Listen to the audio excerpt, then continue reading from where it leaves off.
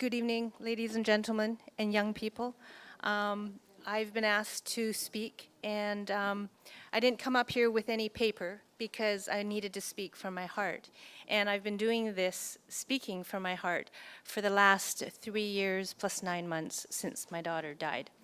And I think sometimes it gets harder and harder, but on the same note, it gets easier and easier. And what's inspiring to me about tonight is seeing all these young people in the audience of different ages, of different races, different religions, different cultures, different genders, whatever. But we come together in one room to be inspired, and to be inspired by people's words, by music, by dance, because there's not just one thing that inspires us or helps us learn.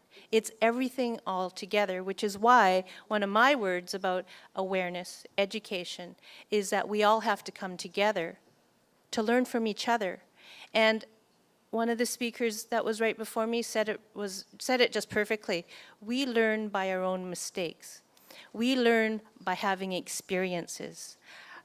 Ria Jade has given opportunities, and her family, to many young people to share their experiences, to share their stories. I did a TED Talk this April, and my starting line was, everyone has a story. Everyone has a story. Everyone who is, you know what, the bullies out there, they have a story too. And we have to take the time to listen to those stories as well as the stories of everyone else, because something drives us. When we're all born on an equal platform.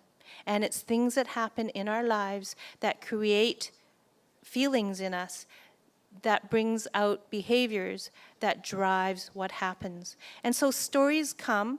Everyone has a story. We listen to story. The minute we're born, and maybe before we're born, our mothers were reading stories to us when we were inside them.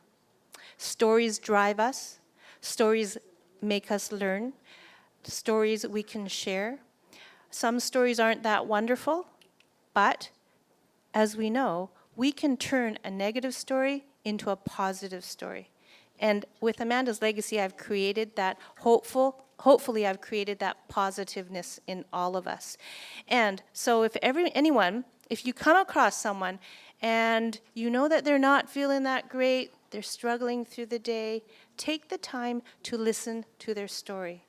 Because as one person said to me, and he actually was quite hurtful and hateful to me, I listened to his story, I found out what his story was, and he turned his behavior around. And just 2 weeks ago, he wrote me an email and said, "Thank you for listening to my story. I'm a better person now, and I hope that I can be kind and wonderful till the day I die." And he was 21 years old now.